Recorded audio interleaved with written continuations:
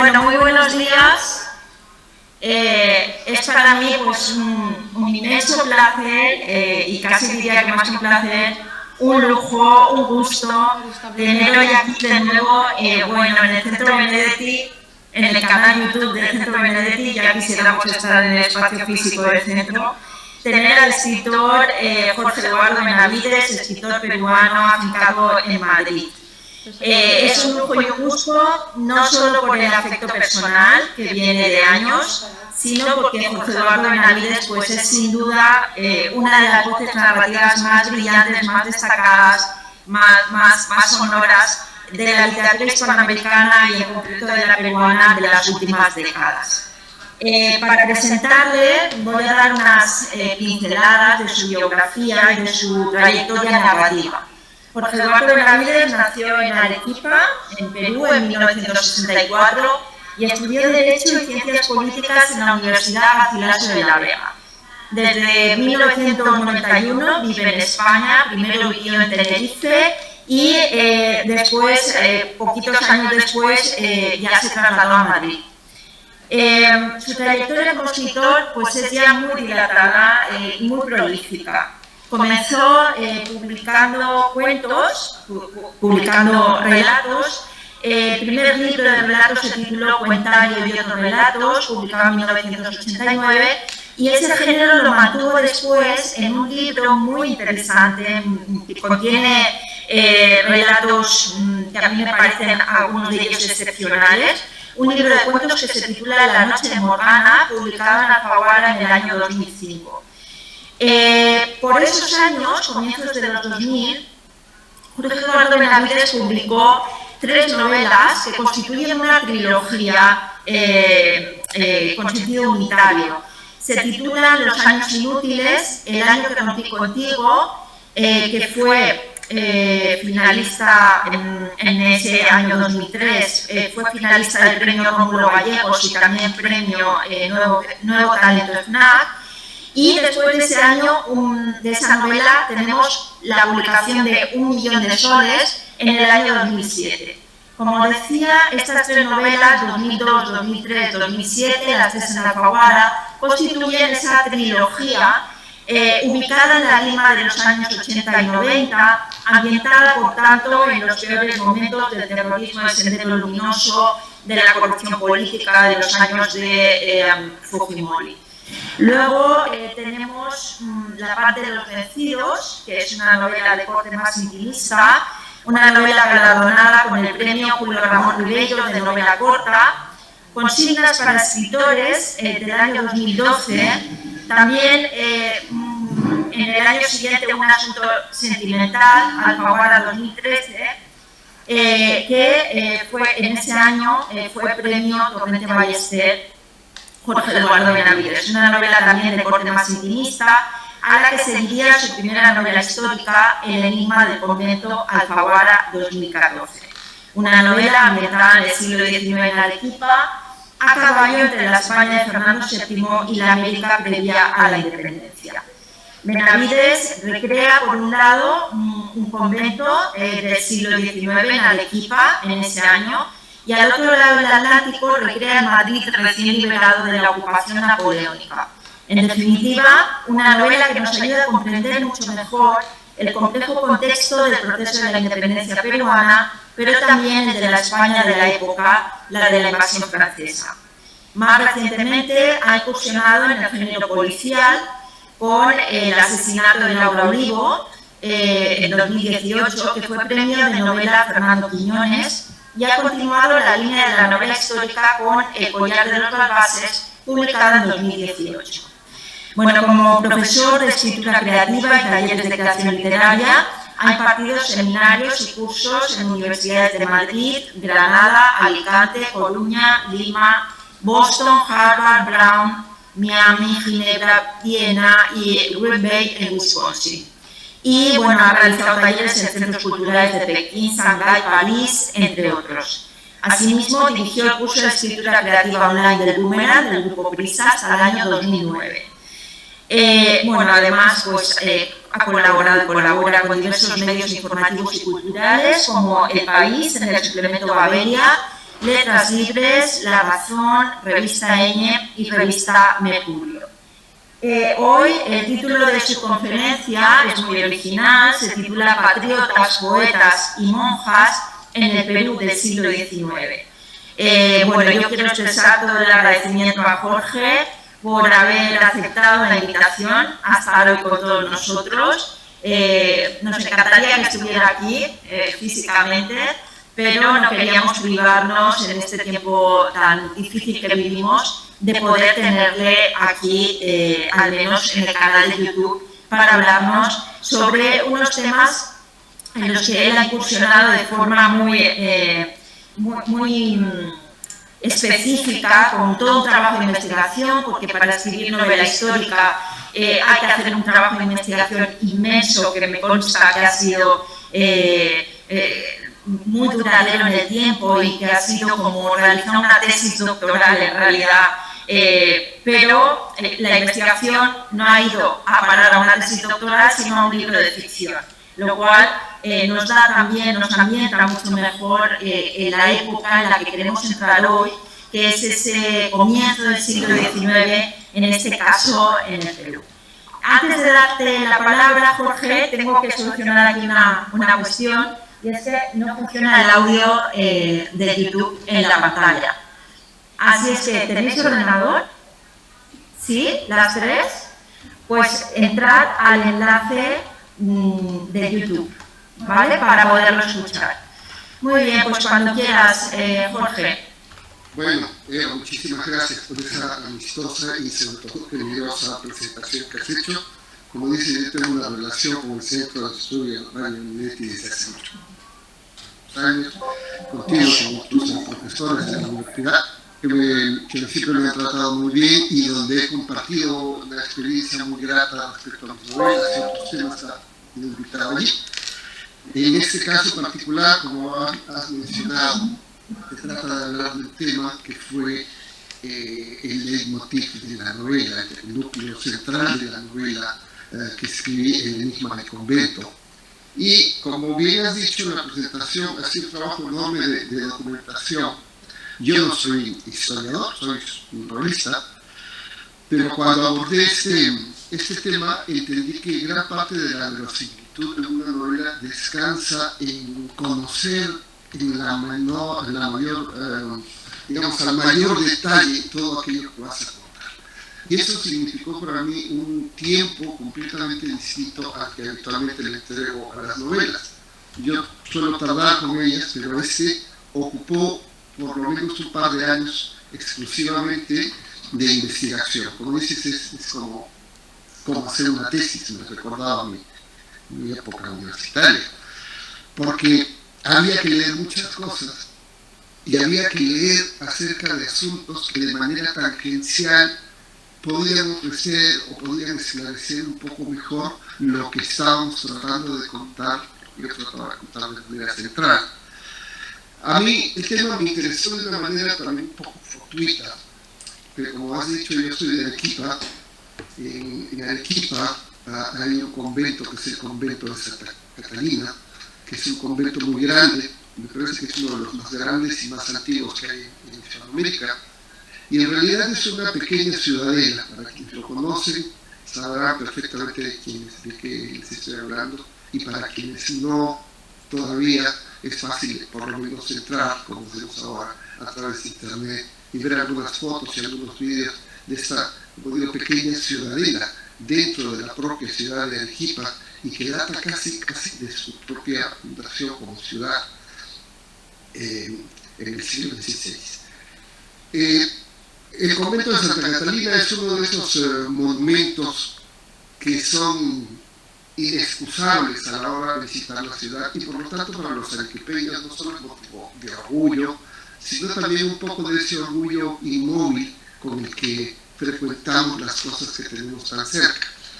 De manera que yo el convento nunca lo había visto como un lugar para contar una novela, ¿no? Estaba ahí, en fin, es como si es un monumento, es un sitio que forma parte de mi paisaje histórico, digamos, y nada más.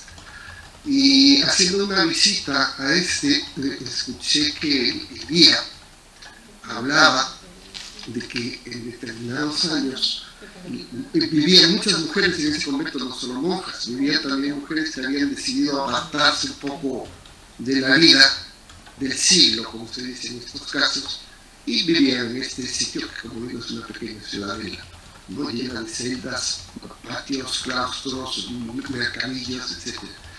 Llegaron a vivir cerca de 800 mujeres, según me estoy informando después de este primer contacto con el convento para considerarlo parte de mi historia. Y resulta que en algún momento las monjas se rebelaron contra la monja superiora y la quisieron envenenar.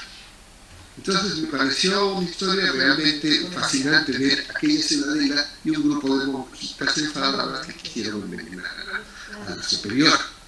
Ese fue el germen de la novela y ese fue el germen de la historia, de una manera de entender poco a poco lo que es el tema de esta conversación, cómo se hizo la independencia en Hispanoamérica, ese fenómeno que nosotros conocemos de un lado y de otro de manera a menudo muy distinta, no solo por los intereses de cada país, sino porque es un fenómeno relativamente reciente en términos históricos, y lo que está haciendo, como vemos nosotros, es que los países hispanoamericanos que se exiliaron de esa España todavía viven momentos muy convulsos.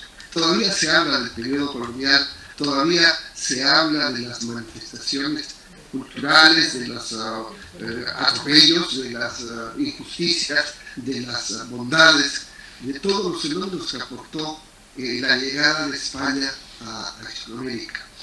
Y yo siempre fui consciente de que se veían las cosas de forma distinta desde ambos lados del océano, ¿no? De ambos lados del Atlántico.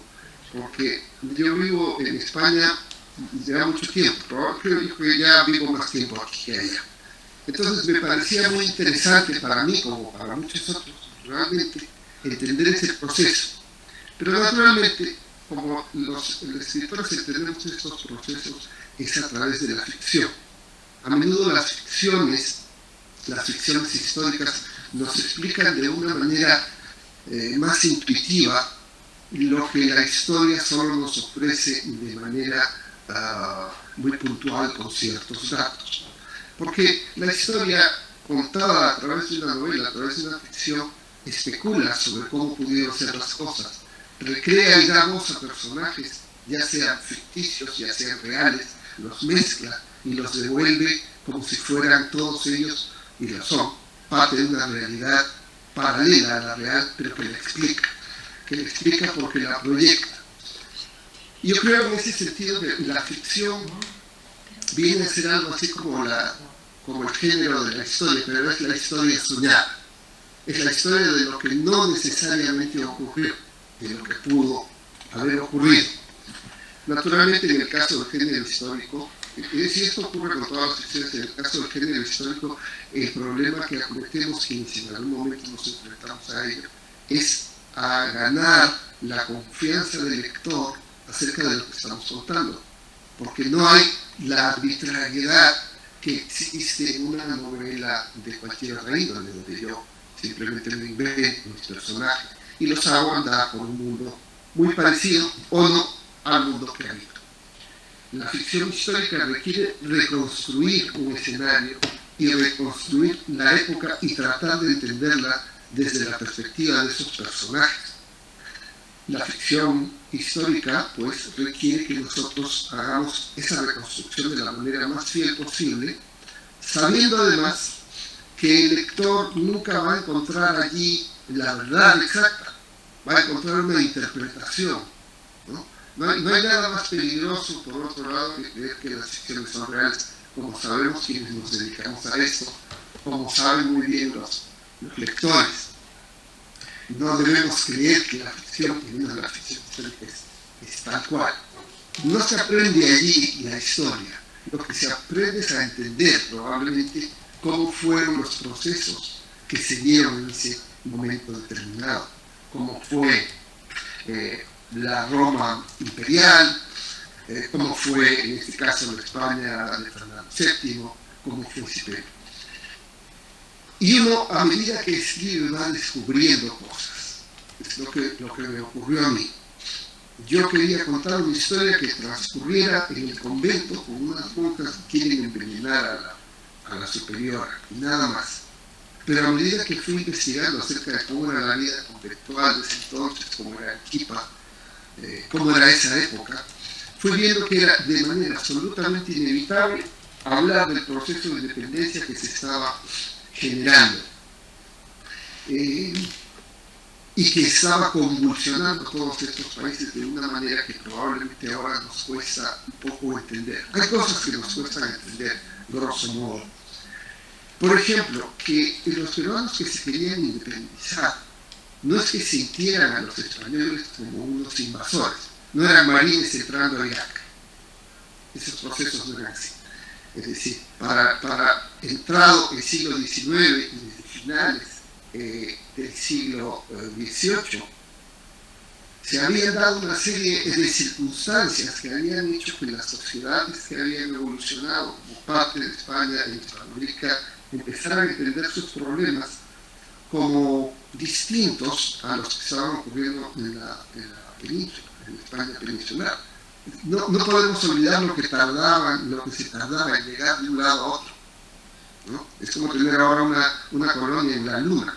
Es decir, había que viajar 3 meses en unos viajes que además no sabías tú si ibas a llegar o no. Lo cuenta muy bien un personaje femenino de esa época, que es Flora Tristán, cuando habla de sus peregrinaciones de Paria, precisamente para llegar a Arequipa, que por cierto nos sirvieron mucho para conocer este mundo y esa época. Lo dice muy bien, el viaje que ella narra al barco es absolutamente atroz y cree que va a morirse en cualquier momento. Es cruzar el mundo, es cruzar al otro lado del mundo.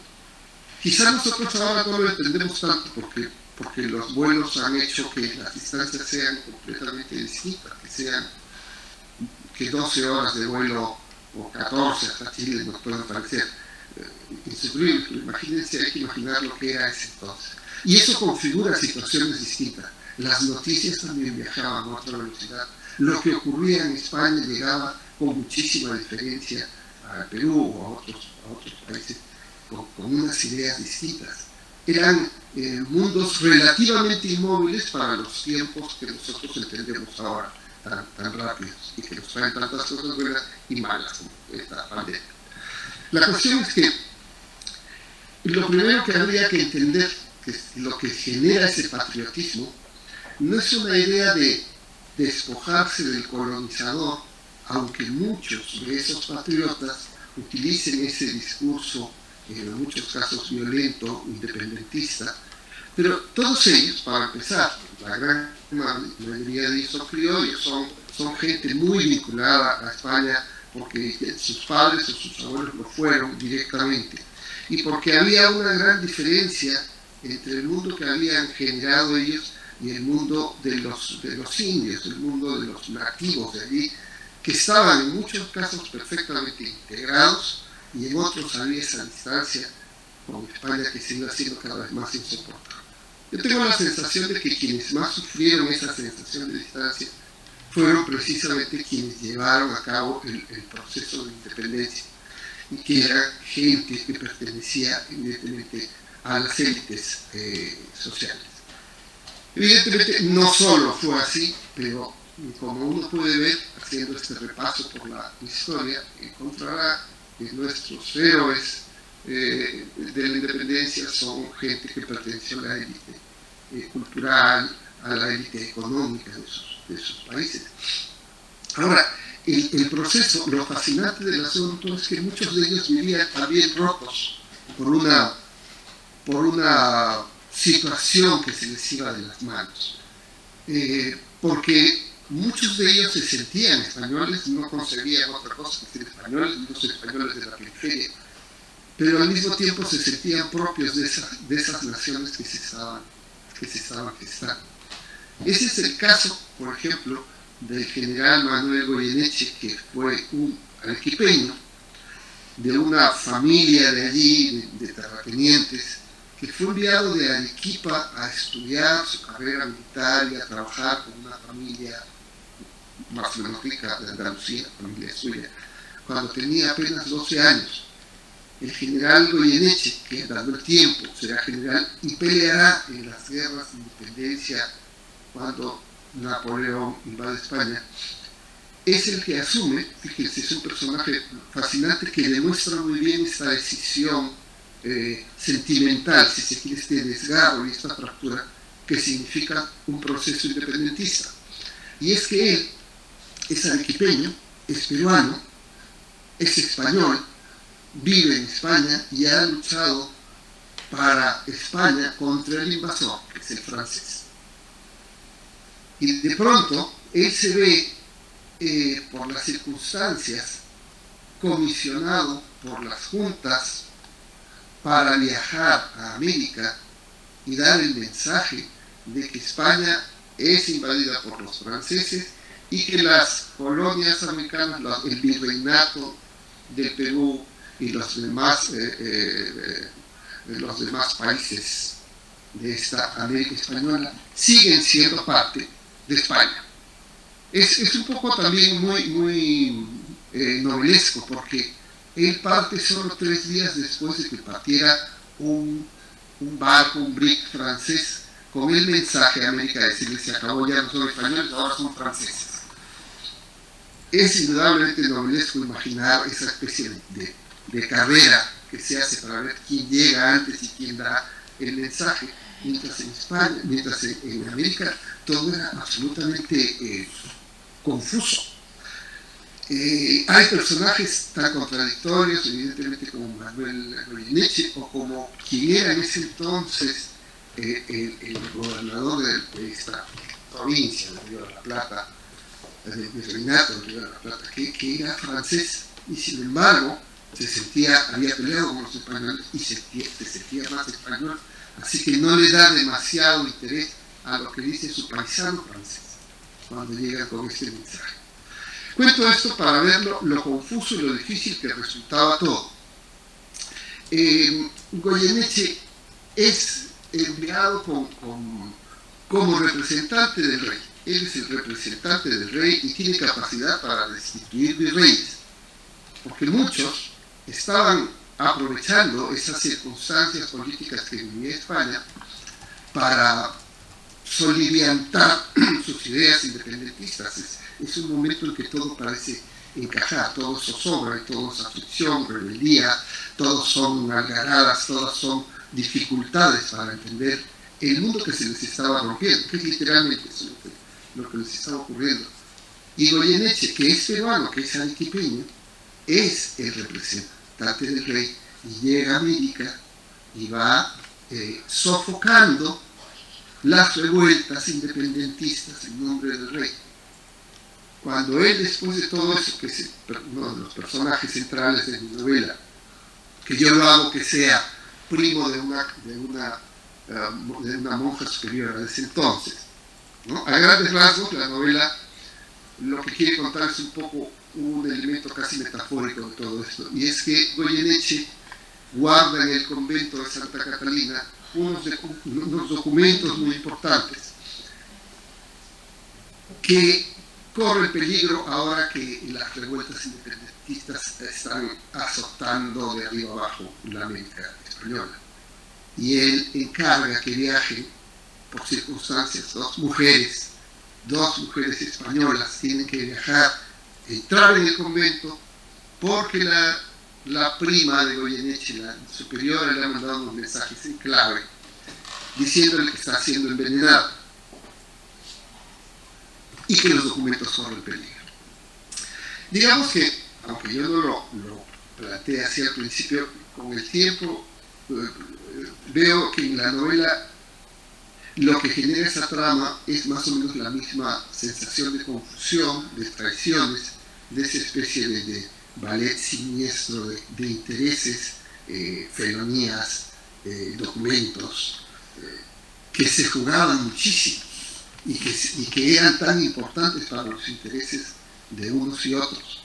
Entonces, en la novela Goyeneche tiene que delegar en 2 mujeres españolas que entren al convento.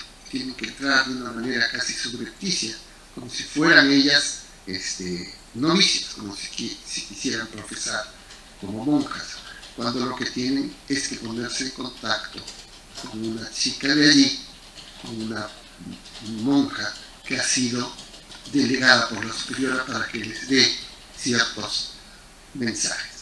No voy a ocultar que a mí las novelas de aventura siempre me han fascinado y este ha sido mi gran desquite, contar una serie de circunstancias y de situaciones que tienen que ver con claves y logísticas y con jugadas de ajedrez y con pasadizos y qué sé yo. Pero al mismo tiempo no quería perder de vista y me iba dando cuenta de que la novela no podía funcionar solo en el terreno de la intriga. No podía funcionar solo como un juego de aventuras, que era lo que me apetecía. Quizá porque yo he escrito muchas novelas políticas y mi literatura siempre está contaminada de perplejidades que tienen que ver con la política. Así que esta novela definitivamente solo funcionaba si es que se planteaba en el ámbito de lo que significaba la independencia. Es una época confusa no solo para la gente que la vivió como Goyeneche, como un militar, Álvarez Thomas, cuyo padre, un arquipeño cuyo padre y su madre se sentían parte de España, mientras que él era independentista, y le dejaron de hablar y lo echaron, y nunca le perdonaron que fuera independentista, porque además él se convirtió, andando el tiempo, en una figura muy importante en el virreinato del Río de la Plata. Y la madre, sobre todo, jamás lo quiso perdonar. O sea, que los procesos independentistas, primero, nunca son tan claros. Así lo vivieron en la Arequipa de ese entonces, en el Perú de ese entonces.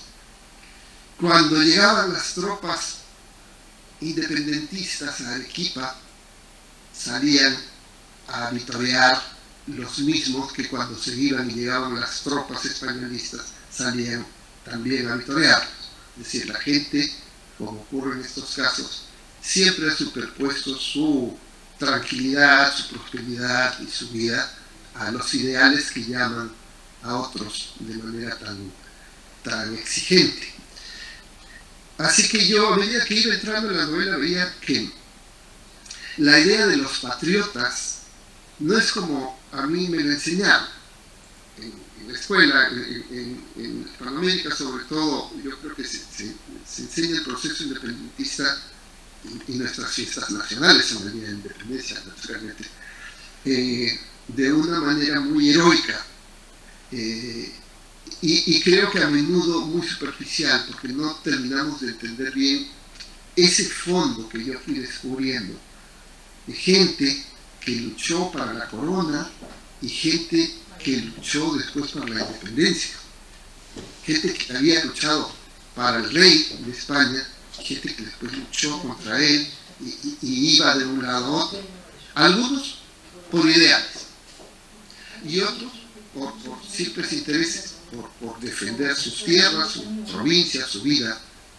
y todo estaba muy mezclado. Insisto yo en esta primera idea.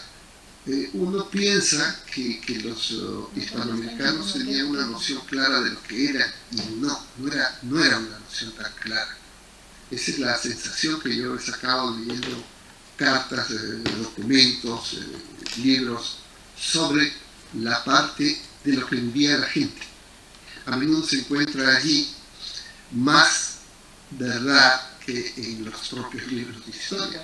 Muchas veces son sesgados, y si no lo son, por lo menos son más descriptivos de un proceso amplio que a veces no hace ver la vida de la gente. Ahí me di cuenta de eso, que los patriotas, ¿no? De hecho, en mi novela, lo fácil hubiera sido, como peruano que soy, poner a los patriotas como los buenos, ¿no? Los personajes, y a los independentistas y a los españoles monárquicos como los romanos. Era casi natural hacer esta imagen porque siempre tendemos a creer en el héroe y asociamos inmediatamente la palabra independencia con algo heroico. Y no es así. Todo está más lleno de turbiedad y de fango de lo que uno puede suponer.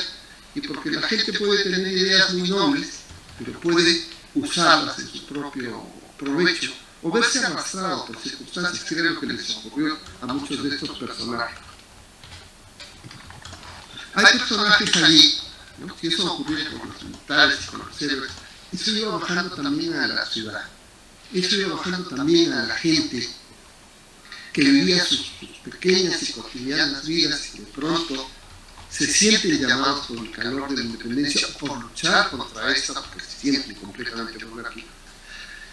Que es el caso de muchos. Yo me centro en Arequipa, pero Arequipa es extrapolable a muchísimas otras ciudades de Hispanoamérica y a otros procesos, ¿no?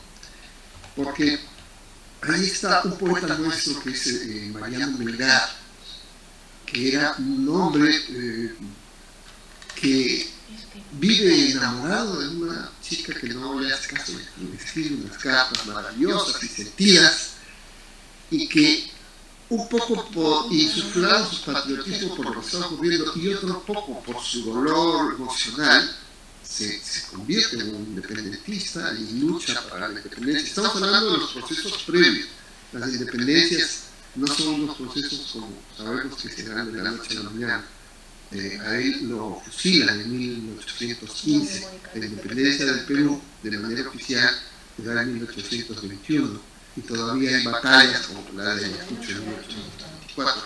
Quiero decir que los procesos no son tan inmediatos.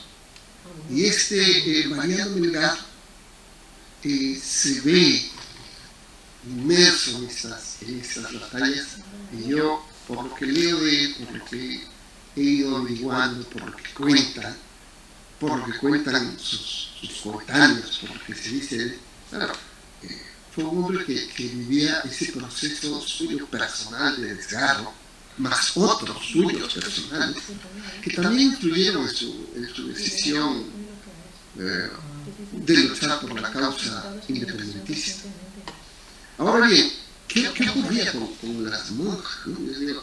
Las monjas parece que estaban aparte. De hecho, su declaración de las monjas, ¿no?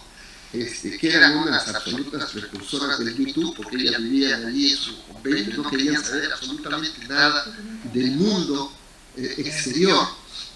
Muchas de ellas estaban allí porque querían estar allí, muchas otras porque les tocaba estar allí, porque la familia decía que tú vas a ser monja. Muchos sufrieron unas grandes tragedias en los conventos. No en el convento de Santa Catalina, pero sí en otro convento de Arequipa. Hubo una historia documentada de una chica a quien sus padres se obligaron a profesar, al convento, y ella lloraba desgarradoramente, se le escuchaba de fuera, no quería estar ahí, quiso escapar en un par de ocasiones hasta que por fin se dio cuenta que para hacerlo tenía que ganarse la confianza y posteriormente la complicidad de la monja tornera, la monja de la puerta, para que con la ayuda y el soborno y el contubernio de unos estudiantes de fuera introdujeran el cadáver de una mujer, ella prendiera fuego a su celda y escapara.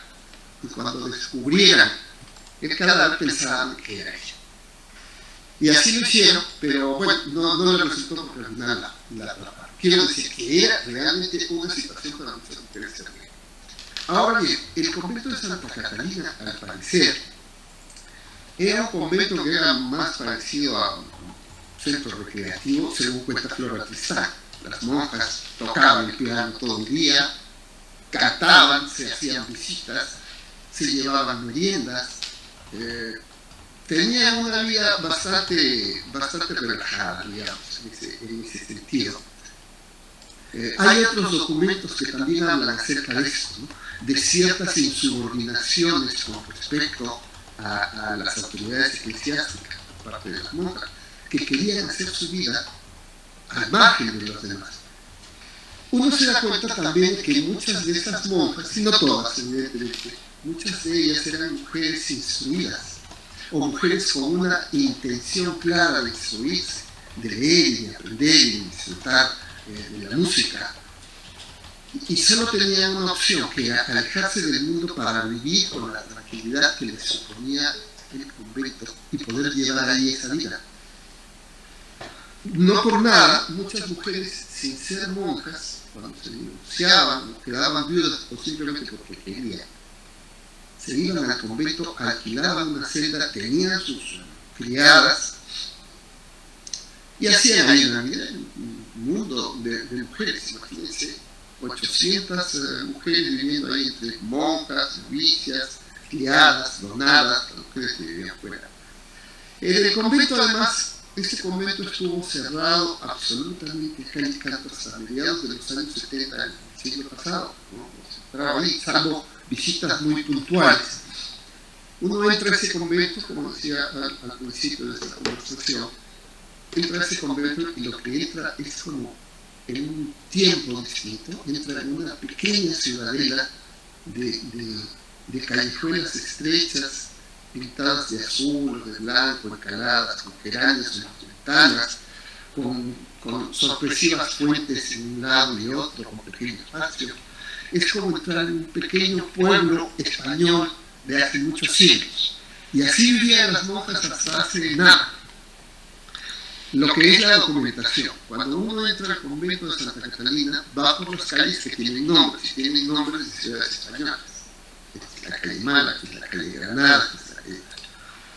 Y yo mientras escribía la novela pensaba que así se llamaban las calles, y esas calles empezaron a llamarse simplemente porque una de esas extraordinarias visitas en las que se abrieron las puertas del convento para un personaje que le pagó un alcalde de Arequipa, por algún motivo se abrieron las puertas del convento para que él visitara, y como acababa él de llegar de un viaje por España, dijo, esto me hace recordar a Málaga, y esto me hace recordar a Granada, y esto a Córdoba.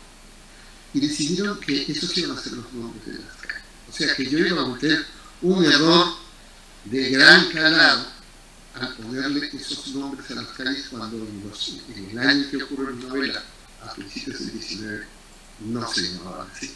No sé si tendrían nombre, no he encontrado documentación al respecto. Pero me imagino que se llamaría la calle del templo de la escalinata de la Fuente del Presidente. Era importante para poder manejar la trama. ¿No? Eso, quienes están escuchando esta conversación abren en internet en el convento de Irán, que no es un edificio, es una ciudadela, y en esa ciudadela tenía que ocurrir eso.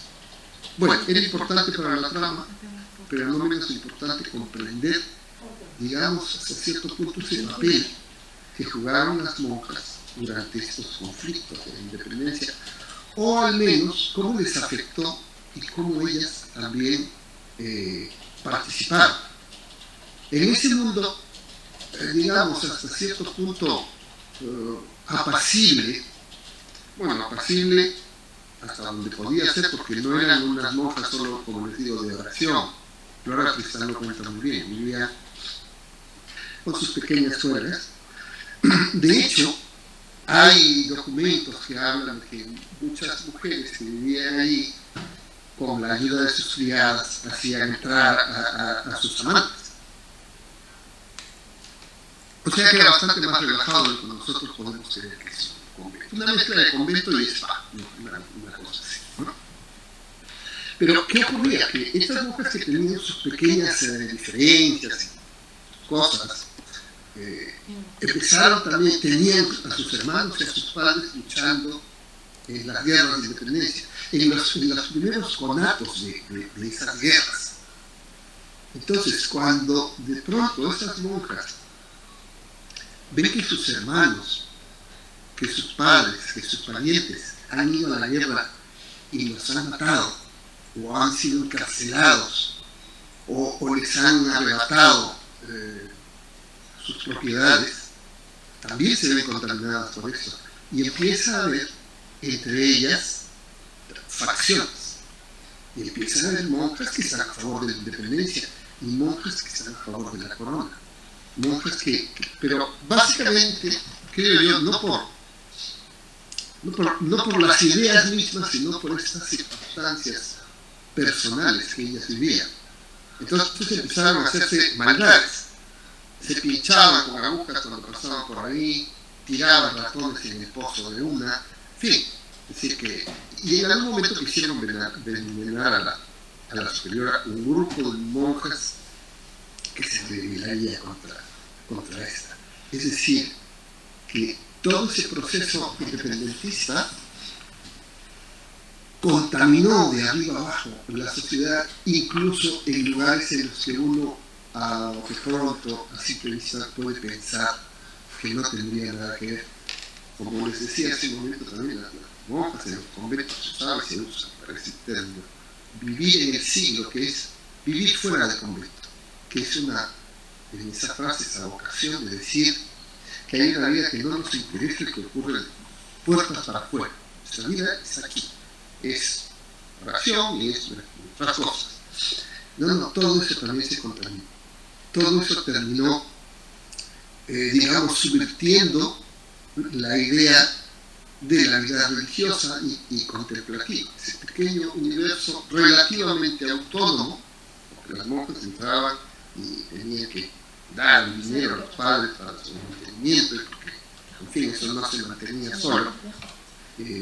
Solían entrar hombres para carpinteros, albañiles, etcétera, para arreglar las cosas. Había constantemente que reparar, traer, etcétera. Todo ese mundo, sin embargo, se va desplomando y se va contaminando por estas ideas acerca de lo que es mejor para el país. Y este proceso va a durar años. Goyeneche pertenece a una familia que ya no está en Arequipa, pero que sigue siendo un hombre para entender la historia, porque uno de sus hermanos fue un obispo, otro fue un cargo, un oidor en el Perú, y él un general, como decía hace un momento, que fue el comandante en jefe de los españoles de la monarquía, el representante de Fernando VII, para sofocar la revuelta. Es decir, que los Goyeneche fueron una familia monárquica que se sentía completamente española, como se sentían, insisto en esto, muchísimos arequipeños. Se sentían perfectamente que ellos eran españoles y de hecho, en algún documento hay una palabra que ya se usa desde el régimen del terror, los terroristas. Un independentista, ¿qué cosa es? Para quienes están luchando para preservar el orden que se establece, el orden que se ha llevado durante mucho tiempo. No cabe pensarlo de otra manera para gente que llevaba cuando menos 300 años allí. ¿Qué se podían sentir? ¿De dónde? Esa es digamos, lo que yo quería transmitir en la novela, ¿no? Uno, como en mi caso, les digo, no soy historiador, no novelista, reflexiona mientras está escribiendo acerca de lo que descubre.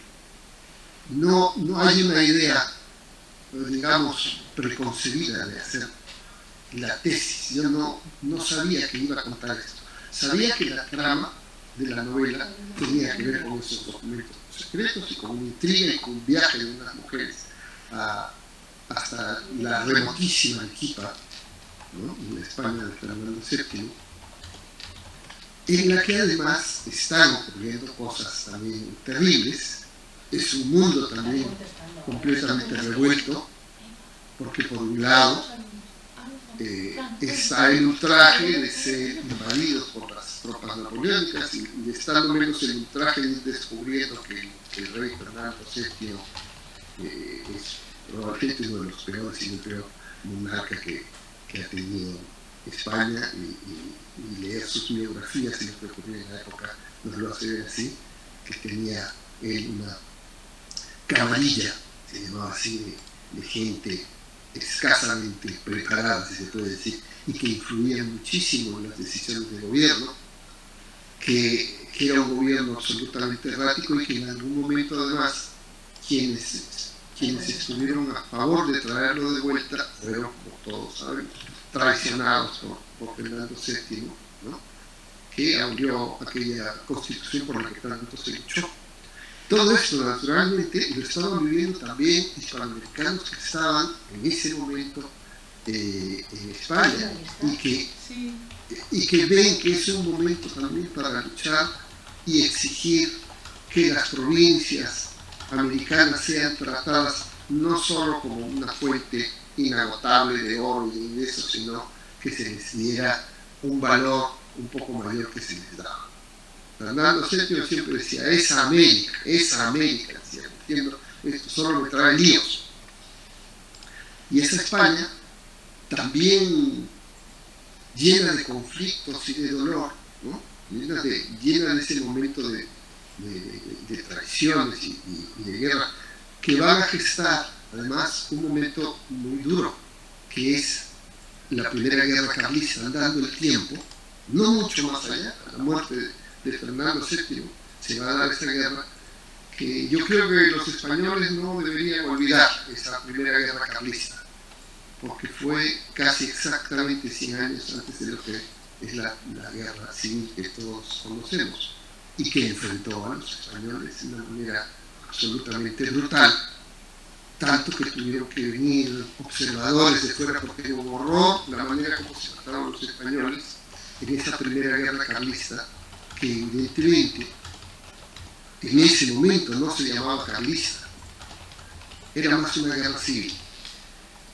Una guerra civil 100 años antes, más o menos, de la que todos conocemos. Es decir, que estos procesos, digamos que si no se repiten de manera exacta, se parecen mucho, como bien sabemos y lo que nos alerta la historia, y también, que no acabe, la ficción cuando recrea esto. Yo saqué la conclusión para finalizar esta charla, a medida que escribía, de que la trama que yo estaba escribiendo, insisto, era sobre intrigas, era una trama un poco noir, pero que no podía soslayar algo profundamente grave que estaba ocurriendo en América, que causó tanto dolor, que ese tipo de procesos, cuando se ponen en marcha, y a veces, como en ese caso, fueron inevitables, estamos al otro lado del mundo, tardan muchísimo en cicatrizarse. Esto que pasó con los Goyeneche, que desaparecieron, tuvieron que irse, como muchos otros se tuvieron que marchar porque ya no tenían cabida en el Perú, simplemente porque ya no pertenecían allí. Y solo puntualizar una cosa, ¿qué le ocurrió a Goyeneche, que asumo como personaje general? Que cuando él regresa después de batallar en nombre del rey, en nombre de la corona, por toda América, con lo que esto significaba, América es inmensa, y lo que significa cruzar los Andes a caballo para aquí, para allá, y estar a 3.000-4.000 metros de altura, que es bien. Cuando él regresa a España, lo miran con suspicacia y lo tildan de ser un americano. Y vaya uno a saber si ha peleado realmente por España y no por sus propios intereses como americano. Entonces, él es la metáfora de lo que nos ocurre con otro proceso también grande, que es el de la migración, que uno termina no siendo ni de un lado ni de otro. Y Goyeneche, arequipeño que luchó para el rey, terminó siendo mirado con suspicacia por aquellos a quienes él defendió, arriesgando su propia vida, y siendo él además tratado y ultrajado por quienes en América lo consideraban un traidor.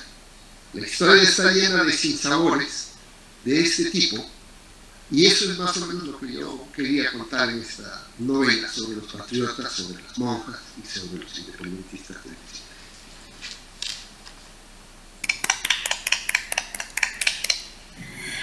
Bueno, Jorge, ¿me escuchas, verdad? Sí. ¿Me escuchas? Muchísimas gracias por esta excelente conferencia que nos ha ambientado tan bien en ese contexto, como bien has dicho, que es un contexto pues confuso, de muchas zozobras, de muchas ambigüedades, de muchas contradicciones, y muy en especial yo creo que en los procesos de la independencia hispanoamericana en Perú, ¿verdad? Porque en otros lugares, en el Virreinato del Río de la Plata, en México, los procesos fueron distintos, y en Perú, que fue el último bastión del rey, pues hubo yo creo que un sesgo independentista más ambiguo, ¿no? Menos pro-independentista, más bien se dejó independizar el Perú por la ola independentista de toda América, pero no con el impulso y con el fervor independentista que hubo en otros lugares. Y yo creo que tu novela precisamente lo que hace es ponernos en el ambiente de la época, sacar, como tú decías muy bien, la verdad histórica, que a veces está más presente en una novela que es ficción, por supuesto, pero una cosa es la ficción de lo que se relata y otra cosa es la verdad de lo que se vive y que tú recreas en la novela. Y bueno, yo lo que quiero es que ahora nuestros asistentes a esta conferencia nos puedan hacer preguntas. Yo tengo aquí algunas, pero prefiero que sean ellos los que lancen sus preguntas antes que yo. Muy bien, con mucho gusto. Vamos a ver. O sea, que ahora os tenéis que animar vosotros a preguntar en el chat. Que os estoy viendo aquí el chat porque tengo en YouTube. Vale, Irene, ¿cómo se llamaba el escritor al que fusilaron? Yo te voy pasando las preguntas. Sí. Él era Mariano Melgar, era un poeta que además hizo un híbrido. Es interesante porque es un híbrido de un tipo de música mezclando elementos autóctonos con elementos españoles, que con el tiempo se llaman los yarabíes, jarabes. Entonces, este fue Mariano Melgar, el poeta y auditor de guerra en unas batallas antes de las batallas de la independencia. Muy bien, Mariano Melgar, efectivamente, y además es uno de los poetas más representativos digamos, el romanticismo en la poesía peruana, que recoge esa forma, el yarabí, que viene de Jarawi, de la cultura quechua. Vamos a ver más preguntas. Os estoy esperando por aquí, por el chat.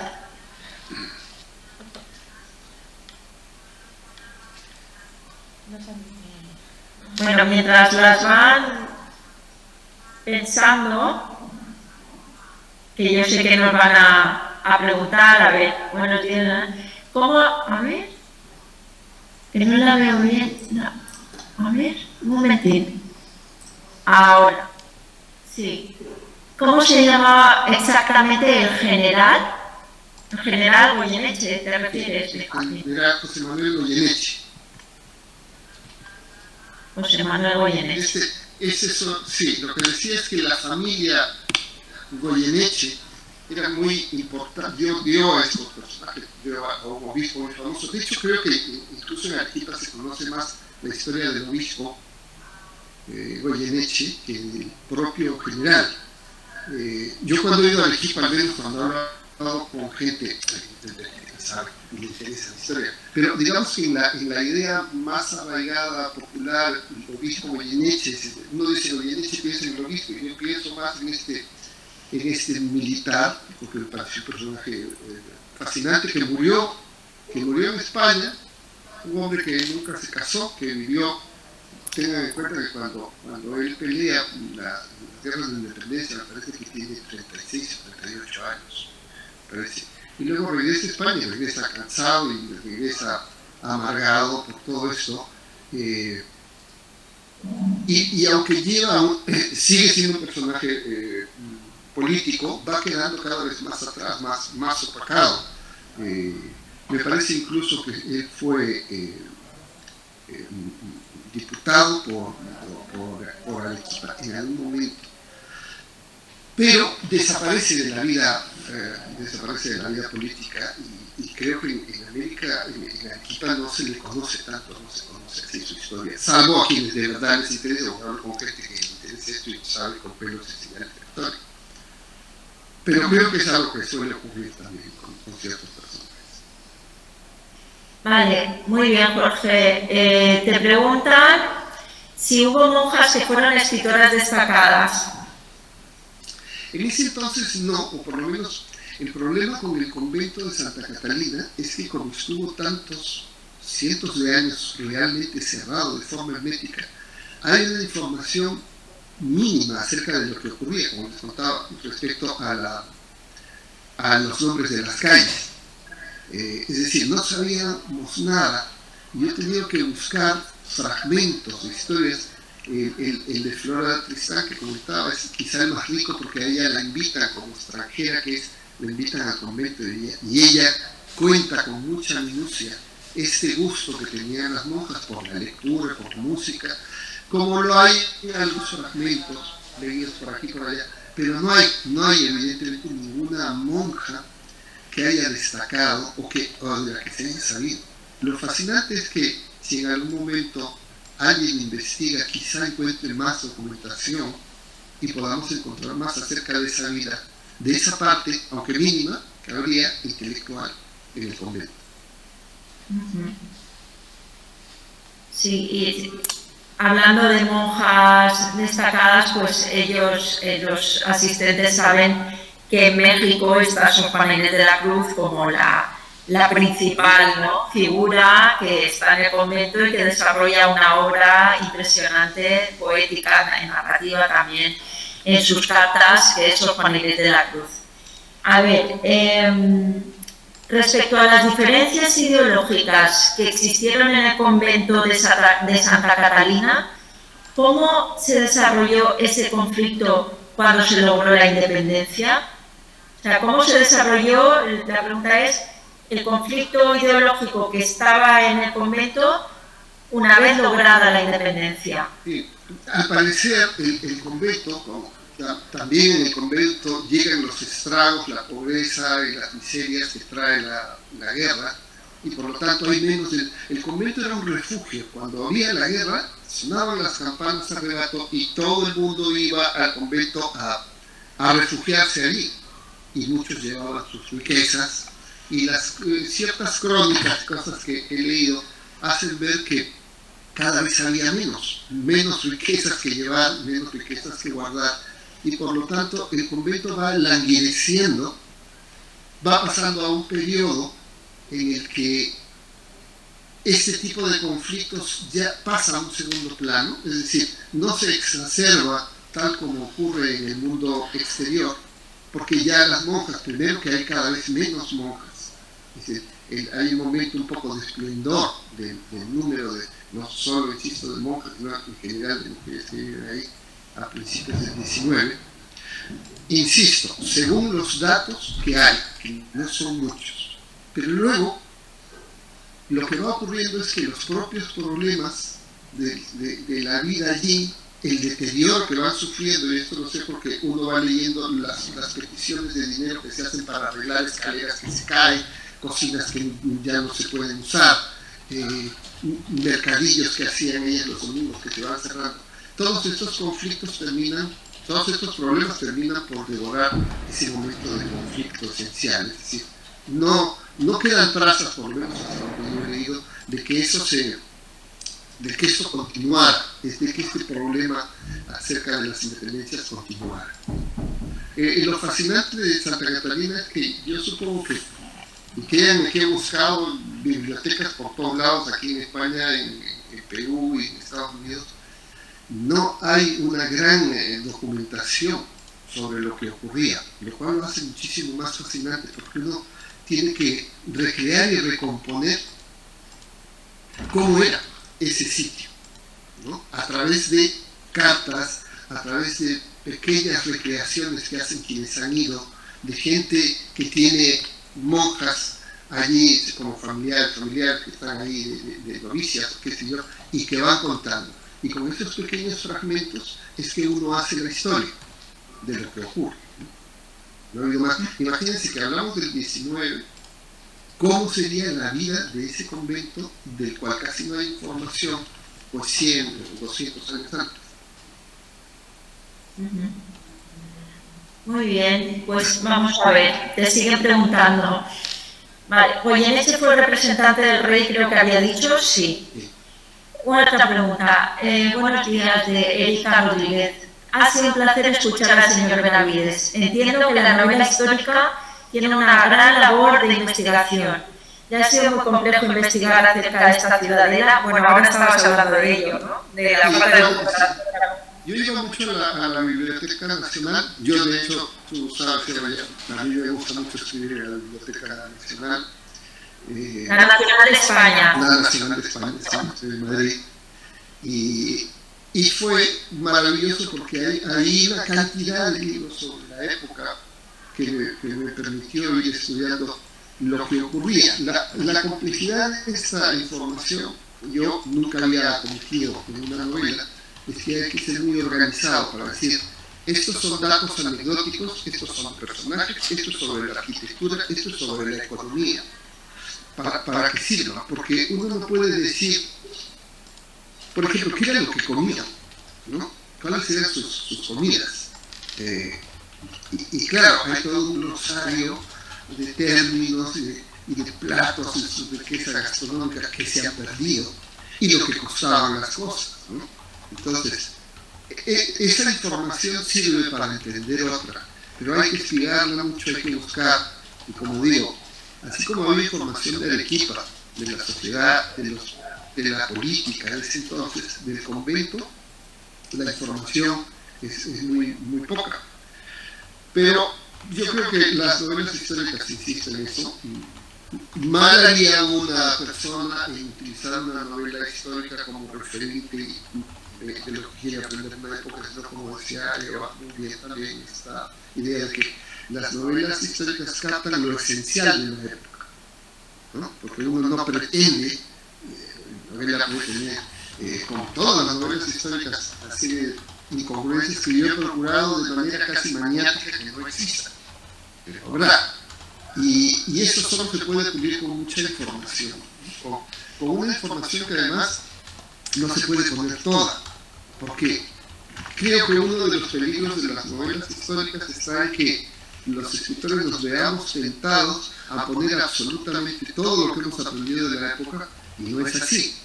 De pronto las novelas se pueden volver unos manuales indigestos de historia con datos que no sirven para nada. Yo creo que los datos en la novela histórica están al servicio de la ficción. Si yo necesito poner algún dato es porque efectivamente la trama lo requiere. Si las monjas mandan a hacer su pedido de compras fuera, ¿qué compras? El carnero, ¿cuánto costaba? Entonces, no te puedes gastar más de 10 reales por esto y pide tal cosa y pide tal otra.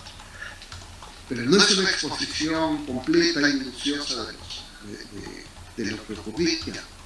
Pero creo que es importante porque así uno escenifica cómo era esa ciudad. Si no, es imposible avanzar. No puedes decir cómo era la ciudad en ese entonces, ¿no? Cómo eran esos edificios. En Arequipa no había carruajes. No había carruajes porque además por las calles, empedradas, corría por el medio una acequia. Entonces era imposible que hubiese carruajes. Todos iban a caballo. Las mujeres cuando salían tenían una pleada, una criada, una india que les llevaba un poquito, porque con eso se iban y pensaban. Era una sociedad muy religiosa, pero al mismo tiempo muy corrista, porque había una cantidad de bares que eran las chicherías, que se contabilizan, tantas casi como bares en Madrid de la Movida. Es decir, que no era solo el rezo, había un mundo soterrado. Y eso uno lo descubre precisamente con la investigación. El volcán, en Arequipa hay 3 volcanes muy grandes y el emblemático, el que está en el centro, no el más alto, pero el emblemático es el Mixti, ¿no? Pero yo no podía llamarlo Mixti porque en ese entonces no se llamaba el volcán, simplemente. Algunos indios de las afueras le llamaban Mixti. Pero se fijan que cuando uno investiga, lo fácil hubiera sido poner Mixti, dices, error, no se podía, no lo podía llamar así, no podía poner unos carruajes, porque no lo sabía. Y creo que esa es una de las dificultades de la novela histórica, que es, tienes que contar con cierta verosimilitud de las cosas, ¿no? Yo me investigué cómo eran las casas de ese entonces, los planos, porque tenían una disposición determinada. Y lo de las comidas, ¿no? Los desayunos que tomaban era la cosa más extraña, pero así era. Tomaban cabezas de carnero y unas sopas picantes con unos huevos duros con más picante aún. Claro, uno no se imagina esas cosas, ¿no? Pero son importantes para darle la similitud. Así que sí, la investigación siempre es importante para estas novelas. Y hay que añadir que Arequipa en la actualidad, yo me imagino que se debe parecer bastante a la Arequipa antigua. Yo por lo menos lo que he visto del centro, esas casas encaladas, la ciudad blanca que la llaman, y ese volcán maravilloso que ya no tiene tanta nieve, pero a mí me pareció una ciudad como parada en el tiempo. ¿Verdad? Y las comidas que estás diciendo también las pude experimentar. Claro, tú cuando escribiste, bueno, esa es la ciudad, quizás una de las ciudades peruanas mejor conservadas en ese sentido de cómo se construía, ¿no? Claro, que ha quedado muy poco. Luego, otra cosa, los nombres de las calles no son los mismos. Lo que me ocurrió con la siguiente novela, porque yo tenía que ambientar también lo que ocurría en Madrid. Es decir, mi novela ocurre en Madrid y ocurre en Arequipa. Entonces tenía que documentar las dos cosas y saber cómo se llamaban las calles. Miren, a veces solo es una cuestión de confianza. Yo siempre digo que uno investiga, cuando escribe ficción, investiga para mentir con conocimiento de causa, nada más, para ajustar la historia real a la ficción. Y a veces es solo tener mucha información es confianza. Yo tengo un pasaje en que el general Goyeneche entra a rezar a una iglesia de aquí de Madrid y dice, todavía se veían las trazas del incendio del 79. Pero yo estudié cómo era esa iglesia, fui, la miré, busqué, indagué, y lo único que me sirvió al final fue saber que había habido un incendio. Y era lógico que él viera, en ese entonces se veían las trazas del incendio. Es decir, ¿para qué investigar tanto? Algún amigo me decía, si solo vas a poner eso.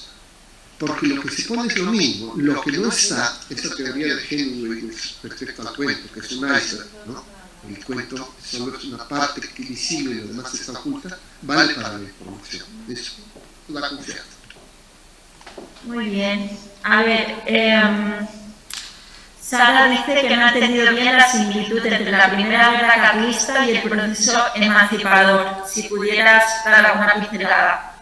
Sí, lo que decía, no hablaba tanto del proceso emancipador, quizás no me he explicado bien, sino del hecho de que España vivía una época durante las guerras de la independencia, y que aquí es la independencia, digamos, de la ocupación francesa, que va a generar, andando el tiempo, una guerra peor entre españoles, que es la primera guerra carlista, que es cuando Fernando VII, al morir, deja ese follón acerca de si su hermano es el heredero como se reclamaba o si lo es su hija, y hay quienes toman partido por el infante Carlos Isidro de Borbón, cuyo hermano el rey le había mandado unas cartas muy cariñosas diciendo que mejor se lo tuviera lejos, y este se insubordina.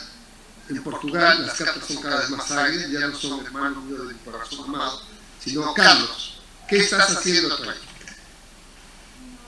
Y él se va, y Fernando VII lo obliga a irse de Portugal. Esto es un poco más largo porque en Portugal también se vivía un proceso parecido. Entonces se ve en una especie de exilio de oro en Inglaterra, de donde decide volver a España, Carlos Isidro de Borbón, para luchar por lo que él considera suyo, el trono. Entra disfrazado y llega hasta el País Vasco, y ahí se empieza a dar la insubordinación. Lo que quería decir simplemente es que todos estos procesos generan situaciones cada vez de espiral más graves, ¿no? Son épocas distintas, pero no tan alejadas. Si las guerras de independencia se dan en los años 10 y 20, la primera guerra carlista me parece que es en el 36, 39. Es muy de ese momento. Y lo que decía es que tenemos que mirar la historia, porque justo 100 años después hablamos nosotros desde la guerra civil, pero que también fue una contienda entre españoles. Porque esa guerra carlista enfrentó a los españoles de una manera absolutamente salvaje. Me parece que hubo cerca de 80.000 muertos, una barbaridad, y que para ese entonces, ¿no? Y que todo era un ambiente absolutamente confuso y difícil, ¿no? Muy bien, seguimos. Hay aquí unas cuantas preguntas más, Jorge. Si quieres, sé que tienes 10 minutos o 15.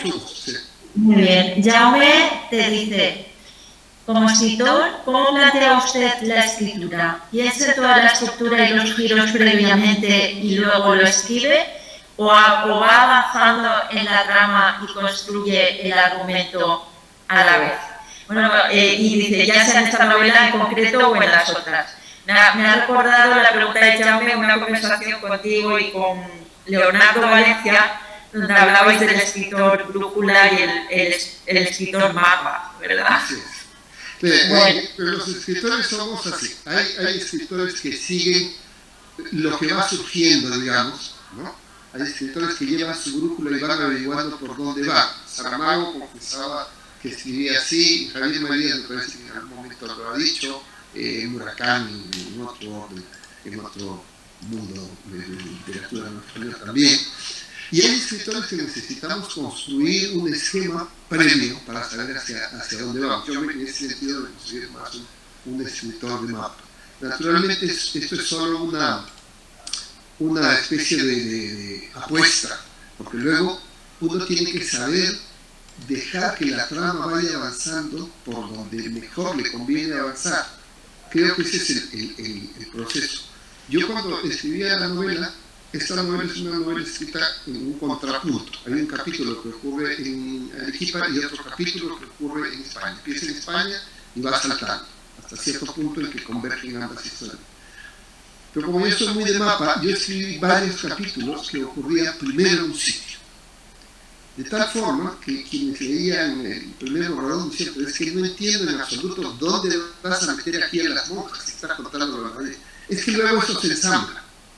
Pero me servía para, si yo cuento una de las historias y avanzo un poco en ella, me sirve como ancla para que la otra historia, la otra subtrama, tenga donde apoyarse.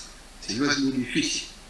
En todo caso, yo suelo componer verdaderos esquemas de lo que cuento, pero también luego, por ejemplo, yo sabía que esto tenía que funcionar como un contrapunto. Sé más o menos qué extensión deben tener los episodios, y cuando no es así, hay que cortarlos por la mitad y hay que arreglarlos. Que si yo me pasé todo un semestre dando mis clases en una universidad mexicana y me di cuenta que mis episodios eran muy largos, y yo que había pensado en distribuir mi tiempo libre que tenía allí de una manera más maravillosa, con un maravilloso campo de golf allá al fondo, me vi metido en la biblioteca cortando los capítulos porque eran muy largos. O sea que incluso los escritores de mapa sabemos que hay momentos en que hay que usar la brújula, hay que ver qué es lo que sirve qué.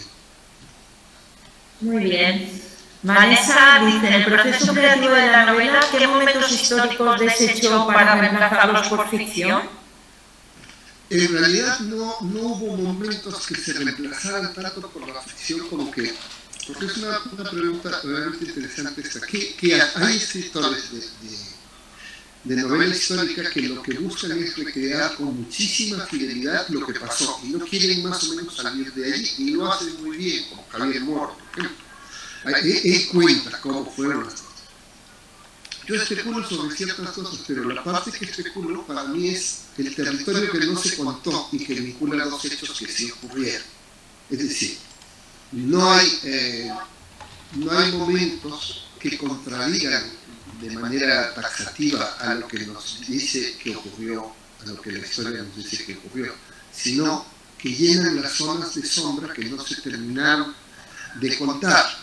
Es decir, yo no sé cómo conversaba, yo convierto a Mariano Melgar, el personaje de la novela, y no sé que conversaba con un personaje ficticio, que es un paño de lágrimas. que es la amiga la que le dice, yo que estoy enamorado de esta mujer y no me hagas caso, qué sé yo. Pero me lo podría imaginar.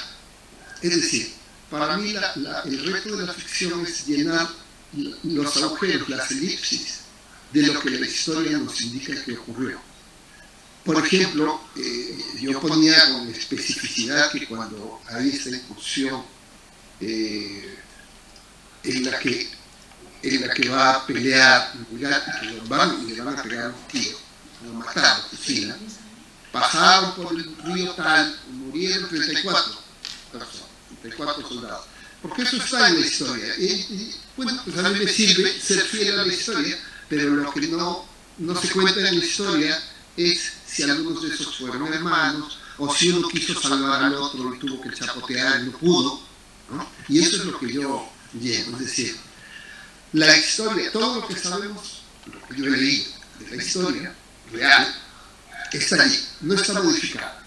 Igual en España, o sea, cuando voy contando la historia, yo procuro que los acontecimientos de la guerra que tienen fecha se den en las fechas en las que se dan.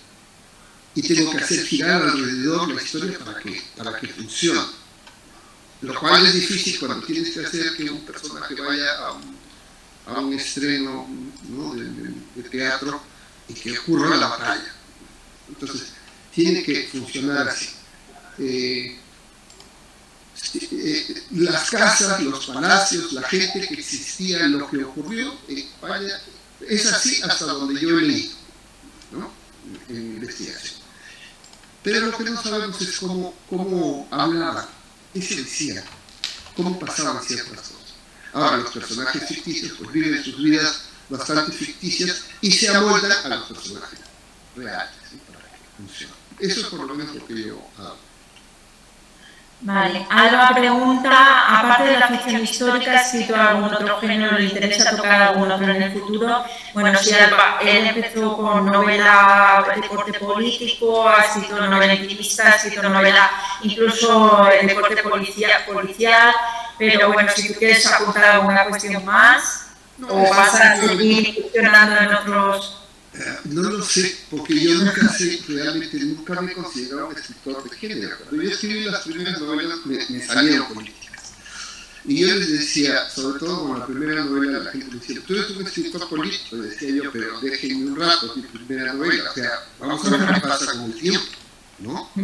Y lo que pasó con el tiempo es que escribí dos novelas muy políticas, muy de situación política, pero luego he escrito una novela en forma de diario, una novela que es una novela que se llama Un asunto sentimental, sobre una historia de amor y de viajes que ocurre en 13 ciudades que a mí me gustan mucho, qué sé yo, no tienen nada que ver, pero siempre tienen un fondo sobre estas cuestiones no solo de intriga política, sino de reflexión sobre la sociedad y sobre cómo se viven ciertos procesos. Nunca había escrito una novela policíaca, a mí me gustan mucho las novelas policíacas, y escribí una novela con un personaje que es un detective peruano, inmigrante, negro, que vive en Madrid, en Lavapiés, era un ex policía en Perú, y que además se mete en el mundo de las editoriales.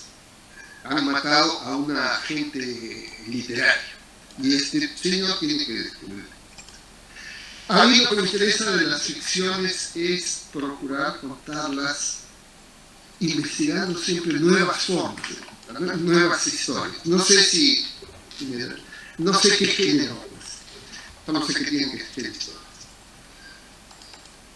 Bueno, ahora hay dos preguntas vinculadas. ¿Qué género le resulta más difícil escribir y por qué?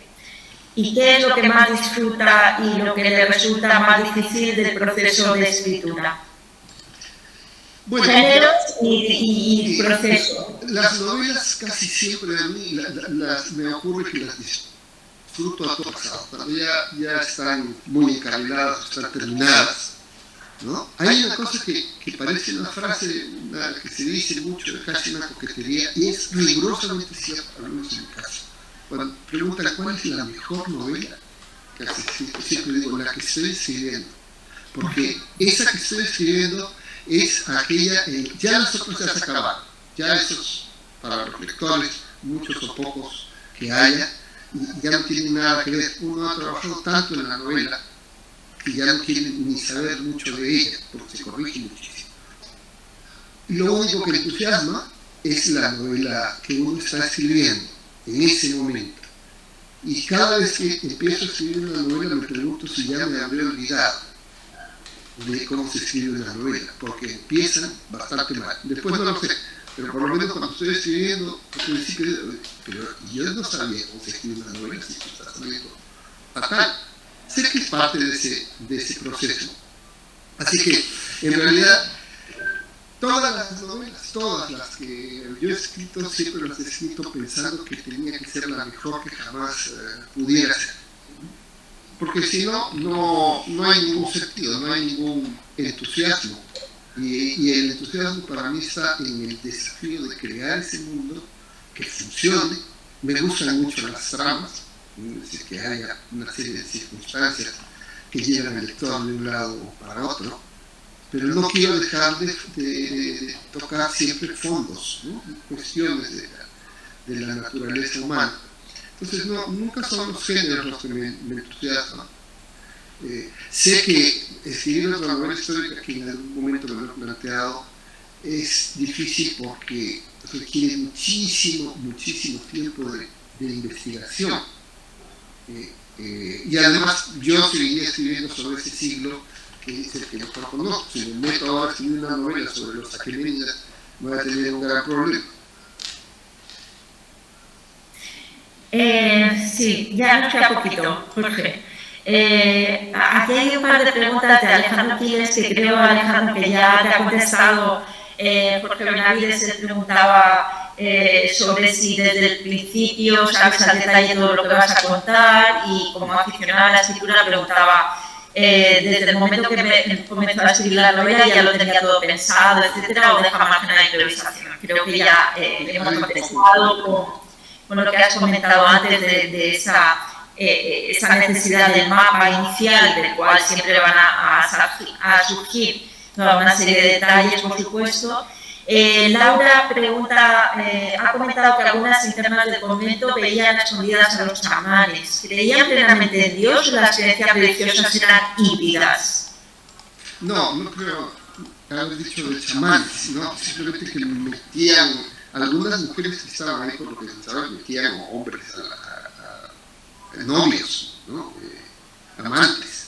Pero no, en realidad no, yo creo que no había, por lo menos que se sepa, nunca he leído nada al respecto de esa hibridación, porque además Arequipa era una ciudad, como hemos ido conversando, extremadamente española, y había una gran diferencia con las creencias que podían tener la población autóctona, los indios, etc. ¿no? O sea, era completamente una reproducción española. Lo que sí, claro, introducían sus comidas, palabras, etc.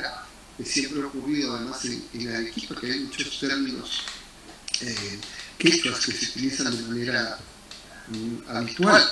Porque a diferencia de Lima, Arequipa nunca fue una ciudad aristocrática. Las capitales de los virreinatos como Lima siempre han dado una idea muy aristocrática, muy distinta. Arequipa era una ciudad básicamente de gente de campo, terratenientes.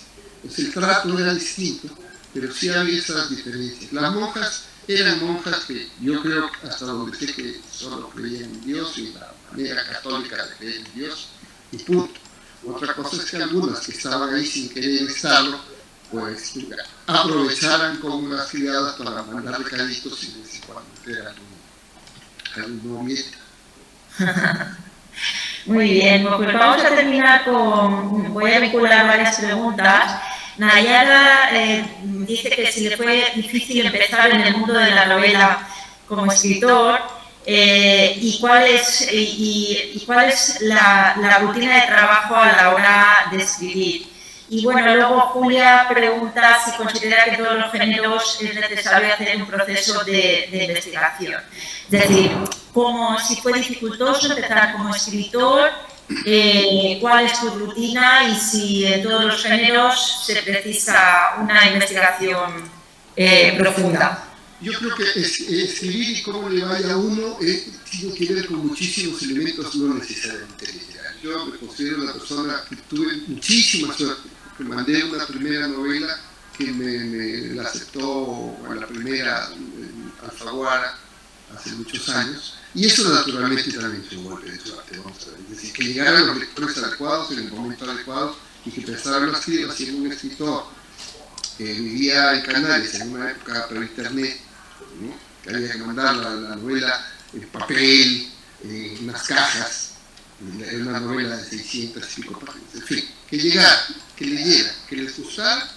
Yo sé que hay un componente de suerte que me facilitó mucho seguir mi trabajo y que tiene que ver con lo siguiente respecto a la rutina. Yo soy un escritor que busca siempre tener rutina para escribir, es decir, yo suelo escribir por las mañanas. Yo me voy a la Biblioteca Nacional aquí en Madrid cuando puedo, o sea, casi siempre me voy allí, y todo el tiempo yo puedo, si voy a otra ciudad y estoy más de una semana, inmediatamente busco a la biblioteca donde voy a escribir. Hay una rutina, hay un trabajo para mí constante, lo cual no significa, no me considero de esos escritores que no pueden hacer otra cosa. Yo puedo hacer otras cosas, sobre todo leer y pasármelo bien sin ningún problema. Puedo pasar tiempo sin escribir, no tengo ningún inconveniente en eso. Pero sí que cuando estoy escribiendo una novela me quiero estar muy metido en esa historia. Y eso me ha llevado también a descubrir que efectivamente no todos los géneros necesitan investigación. Lo que sí necesitan es más reflexión en todo caso. Uno va averiguando qué es lo que quiere contar a medida que escribe y va reflexionando sobre cómo son los personajes y cómo es el mundo que está creando. Hay una parte intuitiva que uno debe dejar de vez en cuando funcione, y hay otra más férrea, que es llevar esa historia por causa por lo que tiene que llevarse. Jorge, una última y lo damos por cerrado. Sí. Ya les he dicho que terminamos con ello. Como escritor peruano, ¿sienten la responsabilidad social y política de restaurar y reivindicar su historia a través de sus obras? Mire, yo como escritor, en realidad, es un poco un matiz, ¿vale? No tengo ninguna responsabilidad, sino con la tribuna que me permite ser escritor. Es decir, yo soy un ciudadano, como cualquier otro ciudadano, que de vez en cuando, como en este caso concreto, tiene la posibilidad de que le den una tribuna, y entonces tengo que ser responsable con las cosas que digo y tratar de usarla en las reivindicaciones que yo en algún momento considere oportunas. Pero no es por mi labor como escritor, es por el privilegio que esa labor a menudo nos da a los escritores, de que nos conceden páginas de periódico para una entrevista o canales para hablar, dar charlas, etc. Entonces, eso sí que es una responsabilidad derivada, digamos, del hecho de ser escritor, y es una responsabilidad que siento no solo con mi país, fundamentalmente con mi sociedad, es decir, con mi tiempo y con las cosas que yo creo con las que me debo de comprometer, pero siempre sabiendo que esa es una responsabilidad, que tener una tribuna y ser particularmente, como ahora que les estaba hablando de historia y les he puesto 1000 veces el énfasis, yo soy escritor, no soy un historiador, hace que yo prepare mis cosas de la misma forma que lo hago como cuando escribo, pero es una responsabilidad derivada, ¿no? Muy bien, muchísimas gracias, Jorge. Bueno, ha sido un lujo, como decía al principio, tenerte aquí, escucharte de nuevo, tanto tiempo, ¿verdad?, sin haber podido estar en el Centro Benedetti que has estado y que nos encanta que estés. Yo quiero animar a todos los asistentes a la conferencia a leer las obras de Jorge Eduardo Benavides. Yo puedo decir que desde que cayeron en mis manos aquellas primeras novelas, El año que rompí contigo, Los años inútiles, me apasionaron, me atraparon, porque son novelas en las cuales ambientas y hay un protagonismo muy potente de ese contexto histórico de los años 80-90 en Lima, pero atrapas con la historia de los personajes que viven en ese contexto, y animo mucho a empezar tal vez por esas novelas o por esta novela histórica de la que hemos estado hablando, porque uno se convierte en un lector ya fiel de Jorge Eduardo Benavides. Y bueno, por último, mientras hablabas a lo largo de toda la charla, recordaba un paseo contigo por el centro de Madrid, en el que me ibas explicando todos los detalles de las calles, de los edificios, de los nombres que aparecen aquí y allá, y la verdad pues es que ha sido, repito, un lujo tenerte hoy para hablarnos de esa historia tan compleja de la emancipación en el Perú, que recreaste en esa novela, y ese es el lujo porque reflejas en la novela y en tu modo de vivir la propia ciudad, en este caso de Madrid, la pasión por la historia, por el detalle, por conocer cómo se vivía en aquella época, y todo eso pues tiene un reflejo muy bonito en tus novelas históricas, así es que animo a todos a introducirse en ellas para comprender mucho mejor esos contextos que también estamos estudiando aquí con los alumnos y alumnas, que estamos pues desde el siglo XVIII en adelante intentando entender todo ese entramado, como bien has dicho, confuso, contradictorio, ambiguo, y por eso tal vez tan atractivo, ¿verdad? Así es que muchísimas gracias, Jorge, por la mañana tan especial que nos has dado en este primer día también de regreso a las clases. Pues muchísimas gracias a ti y al Centro de Estudios Mario Benedetti, como siempre me he sentido en casa. Y ahora, aunque sea virtual, pues igual, la misma calidez, la misma eficacia y la misma cosa profesional que ustedes siempre han tenido. Te agradezco mucho esta oportunidad de compartir este tipo de conocimientos y de la novela, y poder charlar con tus alumnos y con las personas que nos han escuchado, y a todos los que han hecho preguntas y han estado ahí también. Muchísimas gracias. Todos ellos te están mandando por el canal de YouTube todas sus impresiones, su agradecimiento y su satisfacción. Que se animen a seguir leyendo literatura, historia y comprender esto que es fascinante también. Muchísimas gracias, Eva. Bueno, pues aquí nos despedimos. Bueno, adiós.